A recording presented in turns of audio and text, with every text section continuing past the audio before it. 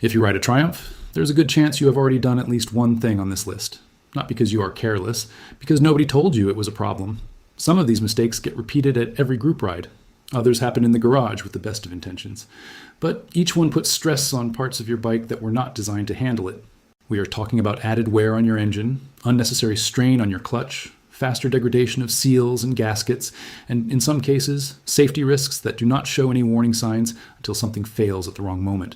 Many of these habits feel like the right thing to do. That is exactly what makes them dangerous. This list breaks down the most common ownership mistakes Triumph riders make. The one at the top of this list is the one most riders will refuse to believe is a problem. Triumph builds machines that reward riders who respect what is under the tank. Whether you are on a street triple, a Tiger, a Bonneville, a Speed Twin, or a Rocket, these bikes are engineered with tighter tolerances and specific service expectations that differ from other brands. The owners who get decades out of these engines are not the ones who ride the hardest. They are the ones who stop repeating the mistakes that quietly shorten the life of the machine. And that starts right now. Number 7, using whatever oil is on sale instead of checking the actual spec. Triumph engines are designed around specific oil weights and standards. The owner's manual is not a suggestion. Many riders grab a jug of whatever synthetic is cheapest and assume all motorcycle oil is the same. It is not. Using the wrong viscosity can affect cam chain tension, wet clutch engagement, and oil pressure at operating temperature. You may not feel anything wrong for months. But internally, parts that rely on a specific oil film thickness are wearing faster than they should. Some owners report clutch slip or a subtle rattle at idle after switching to a budget oil. Check your manual. Match the spec exactly. If your dealer recommended something different from what the manual says, ask why. But the next mistake is one that a lot of riders think actually helps the engine. Number 6, warming up the bike by letting it idle for 5 or 10 minutes. It sounds responsible. Let the engine reach temperature before riding. But modern Triumph engines are designed to warm up under light load, not sitting still. Extended idling keeps the engine in open-loop fueling longer than necessary. That means a richer mixture washing down cylinder walls and diluting oil. It also means uneven heat distribution, because airflow across the fins or radiator is minimal at a standstill. A better approach is to start the bike, let it idle for 30 to 60 seconds, and then ride gently for the first few minutes. That brings everything up to temperature evenly. This is especially important on liquid-cooled Triumphs, where the thermostat needs airflow to regulate properly. And this next one is even more common than you think. Number 5, ignoring the chain tension and adjustment interval. Triumph specifies chain inspection and adjustment intervals for a reason. A loose chain accelerates sprocket wear, stresses the output shaft seal, and can even affect rear suspension geometry. A chain that is too tight puts constant load on the countershaft bearing. Many riders check the chain only when it starts making noise. By that point, the damage is already accumulating. The correct method is to check tension with the bike on a stand, at the tightest point of the chain's rotation, and with the rear suspension unloaded. Your manual gives you the exact measurement window. Stay inside it. A 10-minute check every few hundred miles can save you a full drivetrain replacement later. But the next one costs even more when it goes wrong. Number 4, skipping the coolant change on liquid-cooled models. Coolant does not last forever. Over time, it loses its anti-corrosion properties, and the additives that protect aluminum and steel surfaces break down. On Triumph, triples, and twins with liquid cooling, old coolant can allow internal corrosion in the water pump housing, thermostat seat, and head gasket surfaces. Some owners go years without a coolant flush because the level looks fine, and the temperature gauge reads normal. But corrosion is invisible until it causes a leak or gasket failure. Follow the service interval in your manual. Use the coolant type specified by Triumph, not generic automotive antifreeze. The wrong formula can damage seals and accelerate the exact corrosion you're trying to prevent. And this next mistake usually starts long before the warning light appears. Number 3, letting the battery sit without a tender during storage.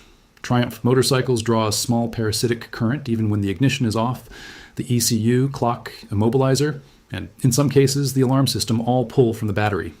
If you leave the bike sitting for weeks without a quality battery tender, the voltage drops below the threshold where the battery can recover fully. Repeated deep discharge cycles shorten battery life dramatically and can cause erratic behavior in the electronics.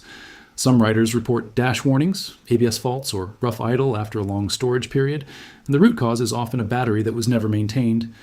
A smart trickle charger matched to your battery type is one of the cheapest investments you can make.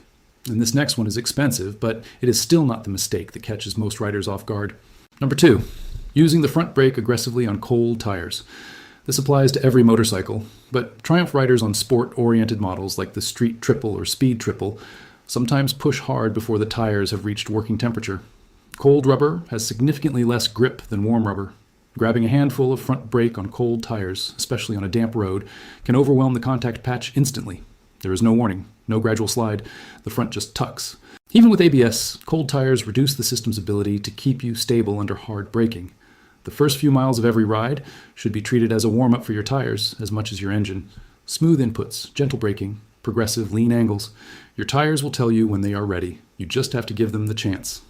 Now, number 1 is the one most Triumph owners will argue about. But the data does not lie. And finally, number 1, skipping or stretching the valve check interval. Triumph specifies valve clearance inspections at set mileage intervals, and they are not optional.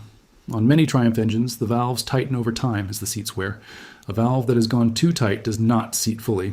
That means combustion gases leak past the valve face, burning the seat and the valve itself. Once that damage starts, a simple shim adjustment becomes a head rebuild. The reason so many riders skip this service is cost. Valve checks on Triumph triples require removing the tank, airbox, and sometimes the throttle bodies. It is labor intensive, but stretching the interval by even a few thousand miles can push a valve past the point where a shim correction is enough. If your bike is approaching or past the valve, check mileage in your manual. Do not wait. The single service is the difference between a bike that runs strong at 60,000 miles and one that needs a top-end rebuild at 40. Here is the checklist I would give any owner who wants this machine to last. Confirm the exact oil spec in your owner's manual and match it every time. Stop long idle warm-ups and ride gently instead. Check chain tension every 300 to 500 miles using the manual's method. Flush and replace coolant at the interval. Triumph specifies using the correct type. Connect a smart battery tender during any storage period longer than 2 weeks. Treat the first few miles of every ride as a tire warm-up. And schedule your valve check at the mileage your manual requires, not when you feel like it. Write these intervals down, track your mileage. Do not rely on memory or dealer reminders. Triumph motorcycles reward owners who treat maintenance as part of the riding experience. Every item on this list is preventable. Every consequence is avoidable. But only if you stop assuming the bike will tell you something is wrong before it is too late. If you own one of these machines, subscribe. This channel is built around helping owners understand what they already paid for. Know the machine before it costs you.